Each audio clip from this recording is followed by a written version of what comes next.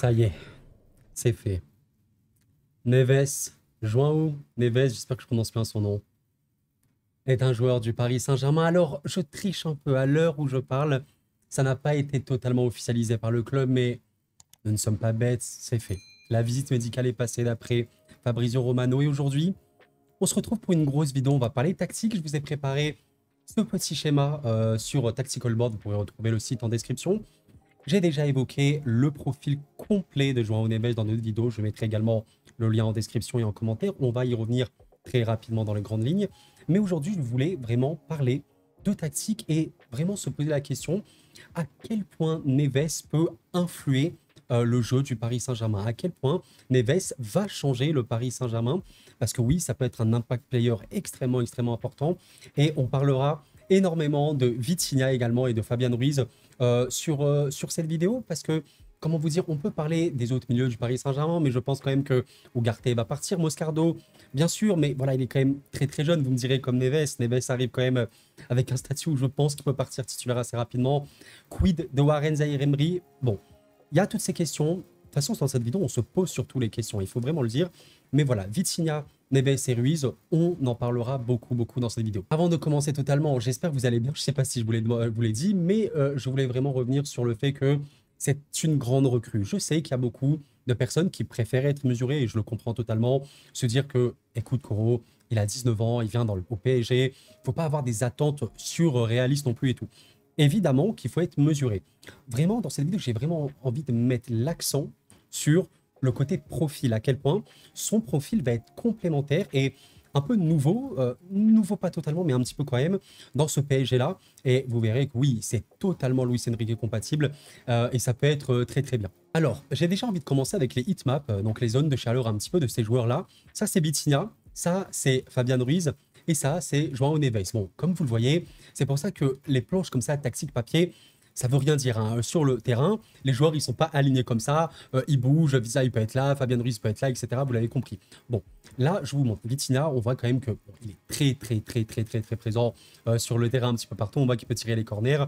Fabian Ruiz, bah, c'est un petit peu la même chose. Voilà, c'est des joueurs très, très, très axiaux. Et Neves, pardon, c'est à peu près la même chose. On rappelle que le poste, même si je préfère réfléchir en fonction de profil, le poste de João Neves à Benfica, c'est un sorte de milieu défensif, milieu parfois récupérateur. C'est un peu la même chose en vérité parce qu'on verra que c'est quand même un récupérateur, mais parfois il peut être plus haut sur le terrain, un petit peu comme on va dire un 8, voilà, une sorte de milieu central. Voilà, vous pouvez le retrouver directement sur Transfermarkt, hein, de toute façon, position principale, milieu défensif et position secondaire, milieu central. Mais j'ai envie de dire une chose, vous savez, à Benfica, là où il jouait, c'était un joueur qui jouait dans un double pivot très, très, très, très souvent avec un autre milieu de terrain. Là, c'était Florent Snow, parfois c'était Koksu, le Turc.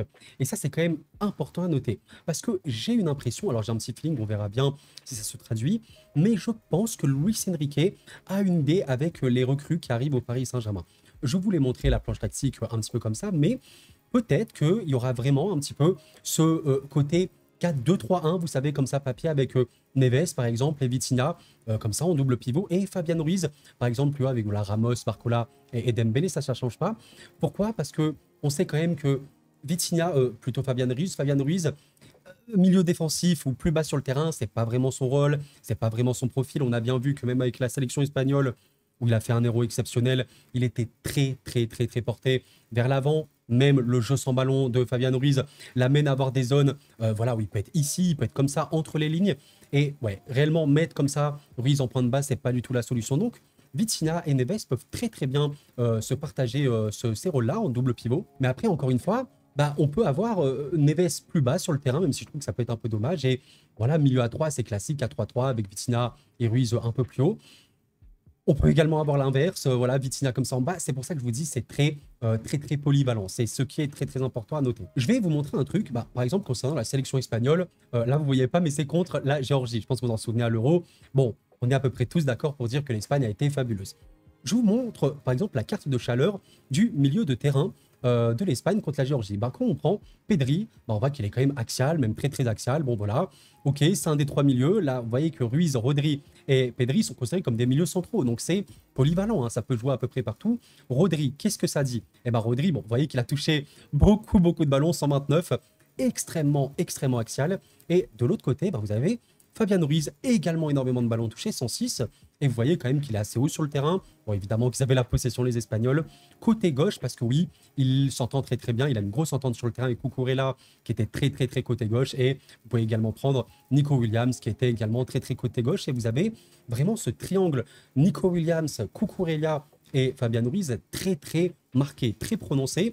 Et voilà, ça c'est quand même ultra important à noter. Quand vous voyez de l'autre côté Lamine Yamal, vous rajoutez Carvajal comme ça de ce côté-là et Pedri, bah voilà, ça fait l'autre triangle de l'autre côté, même si là Pedri n'a pas été le meilleur en tout cas sur ce match-là, même s'il a fait un bon match de mémoire. Bref, petite parenthèse fermée. Tout ça pour dire, comprenons le football. Le football, c'est pas simplement je suis un entraîneur, je mets des noms comme ça sur la feuille de match, sur le terrain, et basta. C'est beaucoup plus compliqué. Là, je vous ai montré un petit schéma contre un bus, le PSG contre un bus. Hein. Évidemment que le PSG sera susceptible d'affronter des bus cette saison, je pense, un tout petit peu peut-être. Et là, vous voyez, je vous montre un scénario qui peut totalement arriver. Alors, ça fait très brouillon vu comme ça et tout, mais et là, dans la réalité du match, c'est un petit peu comme ça. Bah, vous avez par exemple un avant-centre comme Gonzalo Ramos, perdu au milieu des lignes, qui va essayer d'avoir des ballons. Les ailiers Dembélé et Barcola, soutenus par notamment les latéraux ou les pistons Hakimi, Nuno Mendes. Évidemment, les défenseurs centraux très haut sur le terrain en phase de possession, c'est normal. Et forcément, les trois milieux de terrain, Fabian Ruiz, Vitinha et Neves, comme ça, qui forment des triangles. Vous avez ce triangle-là, Vitinha, Hakimi, Dembélé, et ce triangle-là, Ruiz, Nuno Mendes, Barcola. Ben voilà, on l'a vu tout à l'heure.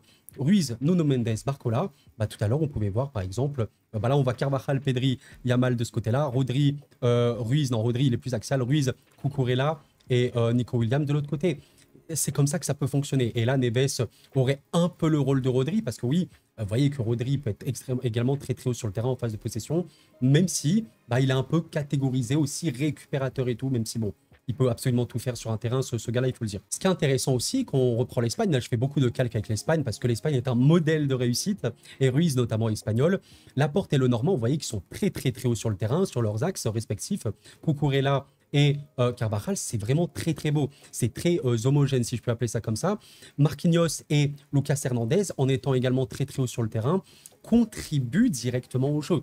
Rappelons quelque chose de très important. Les défenseurs, les milieux de terrain et les attaquants, c'est pas simplement les défenseurs défendent, les milieux vont un petit peu des choses de milieu et les attaquants attaquent. Non, c'est un tout. Et si, bah, je te prends un exemple, il y a une phase de possession comme ça très haut du PSG, bah, Marquinhos il a le ballon, je te prends un exemple, Vitinha il s'est mis dans ce côté pour essayer de trouver l'espace entre les lignes, Marquinhos il peut passer comme ça. Eh ben oui, il peut le faire. Après, voilà, Vitinha, il peut se retourner, essayer de chercher Ramos, il peut essayer de passer à Dembélé qui va prendre à profondeur.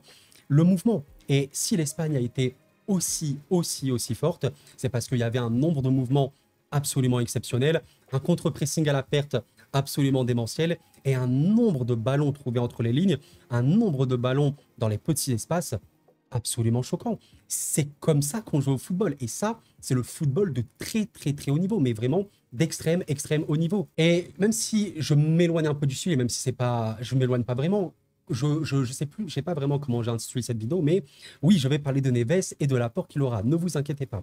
Mais quand vous avez Ruiz ou Vitinha comme ça entre les lignes qui peuvent chercher des espaces, voilà, là vous avez Vitinha qui peut servir Ruiz ou l'inverse par exemple, même si Ruiz se projette beaucoup plus, ben il y a quand même un danger. Le danger, c'est à la perte, est-ce que tu vas pouvoir gérer? Parce que l'Espagne est aussi forte, comme vous l'avez compris, à la perte, ça fait un contre-pressing de fou. Là, Neves va briller.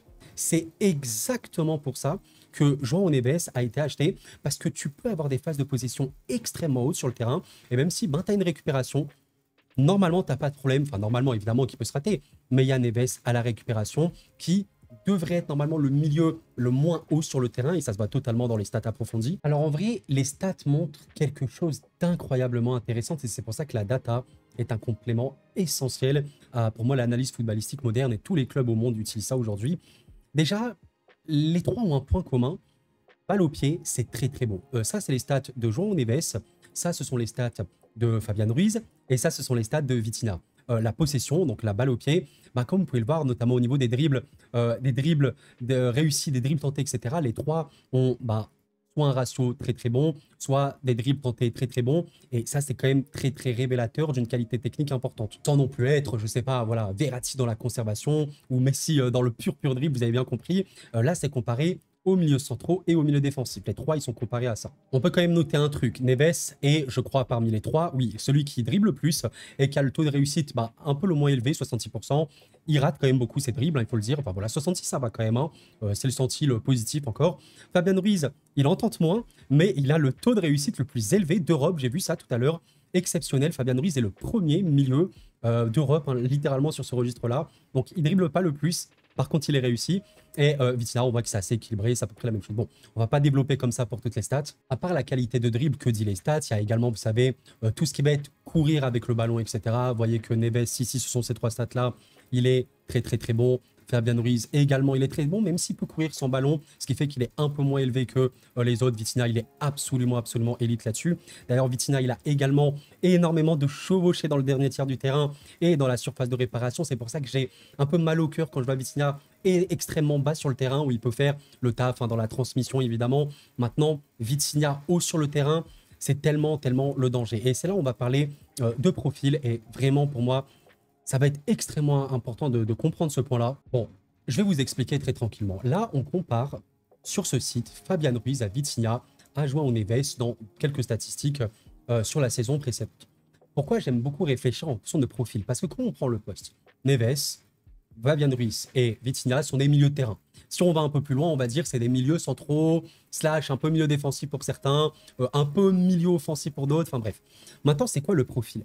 En fait, ce qui est intéressant quand on prend en considération ça, plus plein d'autres stats, plus qu'on va sur le terrain, il y en a un, Neves, notamment grâce à sa qualité défensive qui est très largement supérieure à celle de Vitinha quand même, et Fabien Ruiz qui est quand même bon là-dessus, notamment dans son activité, Neves est quand même meilleur. João Neves, de par son rôle, de par son voix, c'est un récupérateur. Voilà le profil. Neves est un récupérateur. Est-ce qu'on peut dire que Vitinha aujourd'hui, c'est un récupérateur? C'est-à-dire son rôle, son profil sur un terrain, c'est ça? Quand même pas. Alors que Neves, son rôle premier, c'est la récupération. Fabien Ruiz, aujourd'hui, de ce qu'on a vu sur l'année 2024, de ce qu'on a vu avec l'Espagne, on peut presque le considérer comme un meneur de jeu. Pas dans le sens meneur de jeu, numéro 10, comme Messi ou je sais pas quoi, mais un peu dans la création, participer à la construction de son équipe dans ce sens-là. Et Vitinha, honnêtement, on peut également le considérer un peu comme un meneur de jeu, créateur de danger, parce que, vous l'avez bien vu, très porté vers l'attaque, ou alors aussi comme une sentinelle, mais voilà, sentinelle, ça indiquerait être un petit peu plus bas. Dans ce cas-là, Neves, en tant que récupérateur plus haut, ce serait un peu bizarre, même s'il peut le faire. Voilà, c'est vraiment la compréhension du profil. Donc, quand on voit ça, là, je vous montre ça très rapidement, on peut remarquer que les trois sont extrêmement complémentaires et c'est vraiment un atout ultra important parce que c'est bien d'avoir des bons joueurs, mais des bons joueurs pas complémentaires, c'est un peu bizarre. Hein. Voilà, tu vas pas avoir 50 000 ailiers droits, c'est pas très opti. Mais on peut remarquer que voilà, il y en a quand même qui ont plus de qualité que d'autres, notamment Vitinha, c'est celui qui porte le mieux le ballon parmi les trois. On voit qu'au niveau des duels, le pourcentage le plus élevé, c'est bien Fabien Ruiz qui est là. On voit au niveau des actions défensives, celui qui a le résultat le plus élevé, c'est Neves. Et il y a une complémentarité du coup très bonne. On voit que les trois, au niveau de la passe, c'est du très haut niveau. C'est vrai que j'en ai pas parlé, je le revois, je le rappelle très rapidement. Ça, c'est João Neves. La passe, les gars, il n'y a que du vert. Hein. Je ne vais pas développer. Regardez simplement. Fabien Ruiz à la passe, c'est peut-être moins vert, mais c'est encore plus complet parce qu'il est également très présent dans le dernier tiers du terrain. Vitinha à la passe, c'est du sucre, hein, c'est du trésor, c'est absolument fabuleux. C'est l'ADN de Luis Enrique. Et honnêtement, je sais que comme ça, peut-être qu'on ne peut pas trop s'emballer non plus parce que Neves est ultra jeune. Fabien Ruiz, il a pu décevoir dans ses premiers temps au PSG, mais bon, il fait une année 2024 vraiment bonne. Hein, vraiment, il faut pas le nier, même si je sais, il y a eu PSG Dortmund. Comme c'est un joueur qui tente énormément, qui prend beaucoup de risques, quand il rate ces choses, ça peut mal finir. Et oui, contre Dortmund, ça a été compliqué. Maintenant, il y a eu de la proposition. C'est la proposition qui est importante. Et aujourd'hui, tu me dis que le Paris Saint-Germain part avec un milieu Neves, Ruiz et Vitinha. Je trouve que c'est ultra complet. Je trouve que c'est ultra intelligent. Le QI de ces trois joueurs est ultra pertinent. Et en vrai de vrai, ça demande qu'à être bossé. Ça demande qu'à être bossé. Mais la structure en gagnera pour moi énormément. Et c'est pour ça que quand on vous parle de structure, de voir un petit peu les profils et tout. S'il n'y avait pas aujourd'hui Neves, imaginez Neves n'était pas là, tu pourrais pas, je pense, jouer avec autant de risques comme l'Espagne, qui peut être extrêmement haute sur le terrain et qui peut même relâcher le ballon. Parce que là, c'est vrai que j'ai parlé que du jeu avec ballon. Mais là, avec Neves, ça va être possible. Avant, il y avait Ugarte, qui honnêtement était un vrai destructeur. Alors Ugarte, dans le profil, c'est un vrai récupérateur slash destructeur, hein. Il est là pour casser les actions. Mais le gros problème d'Ugarte, on l'a déjà vu sur la chaîne, extrêmement limité, malheureusement. Balle au pied, etc. La proposition, même sans ballon, elle est très compliquée. Malheureusement, c'est pas forcément bon. Enfin, voilà, je vais pas y revenir trop longtemps, mais quand vous voyez Ugarte, la contribution de la passe, alors il a des bonnes passes, notamment la moyenne, mais comme vous voyez, les passes progressives, notamment les actions clés et tout, dans la surface de réparation, c'est extrêmement faible, hein. C'est parmi malheureusement les pires ratios des milieux de terrain comparé aux au milieu centraux et au milieu défensif. Quand on voit la contribution des tirs et des buts, c'est extrêmement faible, hein, forcément. Défensivement, c'est là où il est vraiment fort, évidemment. Même balle au pied, hein, sa présence dans le dernier tiers est très faible. Et oui, sa présence offensive globale, bah, regardez les stats de tir, c'est beaucoup trop faible pour ce que ça demande le PSG. Et quand tu vois Neves, même si on tire, bah, comme il est plus bas sur le terrain, il n'est pas du tout le meilleur. Bah, c'est pas si non plus, c'est pas limite. Enfin voilà, quand on regarde Ugarte, il est critique dans cet aspect-là. Neves n'est pas critique du tout. Et on le voit dans cette statistique-là des préparations des tirs et des buts. Ces actions mènent à des tirs, mènent à des buts, sans être non plus le numéro 1 là-dessus, évidemment. Comme Vitinha, par exemple, il peut être beaucoup mieux. Je pense qu'on va voir ça très rapidement. Voilà. Les actions de Vitinha mènent très souvent à des tirs et très souvent à des buts. Ça en dit, je pense, très long. Donc oui, bien sûr que là, ça peut énormément améliorer ta structure, hein, globale. Et voilà, je pense que c'est le plus important.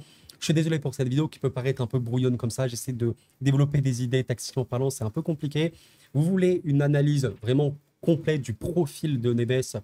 J'en ai fait des vidéos, je les remettrai encore une fois en description et en commentaire sans aucun problème. Et avant de terminer des vidéos, je vais quand même vous montrer quelques petites actions de ce que sait faire Neves. Je mettrai le lien de la vidéo également en description. Voilà, les crédits reviennent. Alors évidemment, je ne peux pas vous montrer la vidéo sous peine de droit d'auteur, donc je vais vous montrer simplement des petites images. Action très simple du coup, voilà, classique de João Neves. Il y a l'adversaire qui a le ballon. Qu'est-ce qui se passe? Il court beaucoup, très actif, hein. L'action, enfin c'est un joueur qui a un taux d'action défensive extrêmement élevé, parmi les plus gros en Europe, hein, vraiment.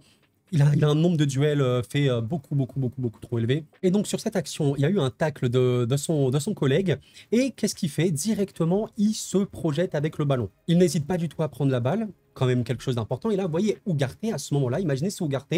Qu'est-ce qu'il fait? Il prend le ballon, il va renvoyer derrière, sûrement. Il va aller chercher, voilà, une passe latérale ou quoi, mais là, plutôt derrière.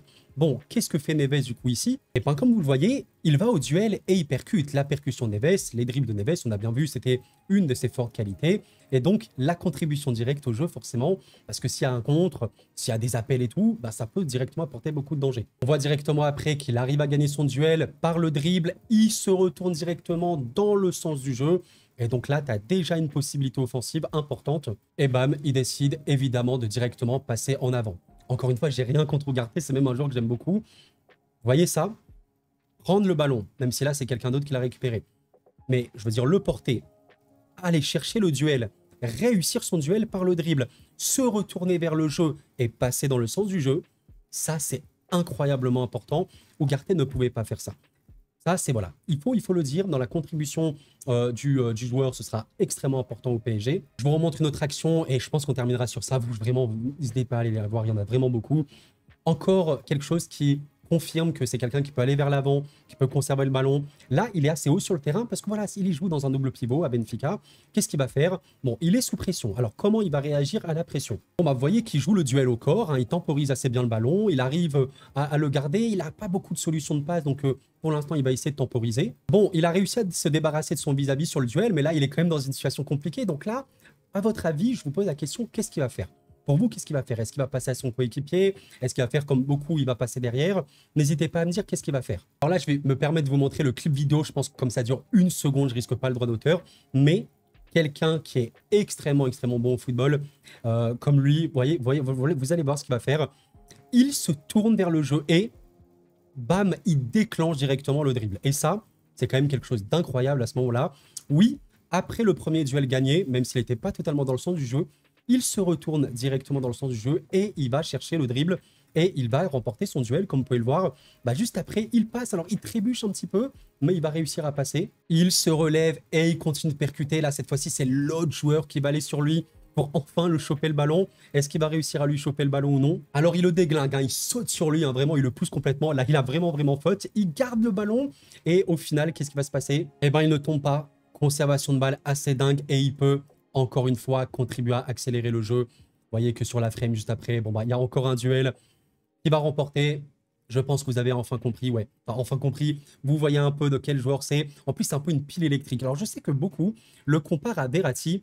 Je pense quand même que Verratti, techniquement parlant, dans la conservation, il n'y a quasiment pas mieux, je pense, en Europe, quand il jouait. Enfin, c'était beaucoup, beaucoup, beaucoup trop fort. Par contre, ben lui, il a du Verratti, mais il a également du Kanté. Du Kanté, vous savez, dans la projection, même dans le, voilà, dans le fait de porter le ballon. Très, très, très intéressant. Et la polyvalence de ce mec-là, la maturité qu'il dégage à cet âge-là, franchement, si ça ne transforme pas le PSG, je vais pas dire je comprends pas, parce que le football, c'est le football. Mais oui, Luis Enrique a un matos absolument fabuleux. Ça, je pense qu'on peut être à peu près sûr. Bon, je pense que vous comprenez pourquoi les fiches comme ça, tactiques, bah, ça veut un peu tout rien dire, hein. Vous verrez très très souvent Neves sur le terrain ici, vous le verrez également ici, vous le verrez ici. C'est ça le milieu de terrain, c'est pour ça que c'est un poste trop trop spécial, tellement particulier que j'aime beaucoup beaucoup trop. Ce qui est ultra important, c'est de chercher des triangles de combinaison entre les ailiers, entre les pistons, voilà, entre les milieux, entre tout le monde. Et ouais, c'est ça. Et je pense que pour conclure cette vidéo, Neves, il apportera énormément, énormément de sécurité à cette équipe.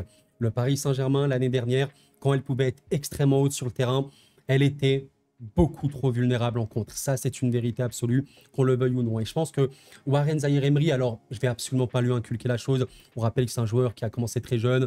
Il a fait la première saison complète au PSG à 17 ans. Il est très, très fort, Warren Zaïre-Emery, surtout dans la percussion. Malheureusement, et on l'a bien vu l'année dernière, les stats l'ont montré, je ne les ai pas maintenant, mais vous pouvez me faire confiance. Warren Zaïre-Emery, au duel, c'est malheureusement un des pires joueurs d'Europe là-dessus, comparé évidemment au milieu de terrain. Et ça handicape énormément. Parce que si tu as Vitinha, par exemple, et Ruiz très très haut sur le terrain, tu n'as pas derrière quelqu'un qui peut réussir à contenir ça. Ça peut être trop trop douloureux. Et là, Neves pourra totalement assurer ça. C'est pour ça que d'ailleurs, Vitinha a été quand même un peu mis derrière, hein, vers la seconde moitié de saison. Parce que justement, il peut assurer un peu défensivement, même si on l'a vu qu'il est beaucoup mieux en avant. Bon, vous avez compris. J'ai vraiment vraiment hâte de voir ce que nous prépare Luis Enrique. Mais je m'attends à voir Vitinha, Neves et Ruiz titulaire pour le départ. Voilà, ouais, dites-moi, hein, peut-être que vous voyez autre chose, mais je vois vraiment ça dès le début. Bon les amis, c'est la fin de cette vidéo. Je m'excuse vraiment si elle a été un peu brouillonne. Je vous avoue que j'ai essayé de la faire en parlant tactique, en parlant de profil. Je suis désolé si j'étais un petit peu abstrait. Je vous remercie quand même d'avoir suivi la vidéo. Enfin, je vous remercie quand même. Merci à vous, hein, vraiment. Si vous l'avez apprécié, n'hésitez vraiment pas à la liker, à vous abonner. Vous connaissez la chanson. Dites-moi un petit peu, est-ce que vous êtes hype? Pour moi, c'est une exceptionnelle bonne nouvelle. J'ai hâte de voir en vrai à quel point la contribution de Neves, on va la voir très rapidement. Pour moi, ça fait aucun doute que le PSG le recrute parce que le profil demandé, on n'a pas ce profil-là aussi de récupérateur, mais également de... Ouais, le mec à la construction, il va participer. Il a des passes tellement, tellement, tellement, tellement bonnes dans le jeu court, dans le jeu moyen, dans le jeu long, même dans les transversales. Enfin, il est super, super fort. Franchement, ça peut être merveilleux. Je ne dis pas qu'on va jouer comme l'Espagne de l'Euro 2024, hein, évidemment. Par contre, niveau contrôle du jeu, à la perte, produire un contre-pressing absolument énorme sans non plus être dans un danger absolu, franchement, ouais, on verra bien. Extrêmement hype ici. En tout cas, prenez soin de vous les amis, c'était Coron. Et la paix sur vous.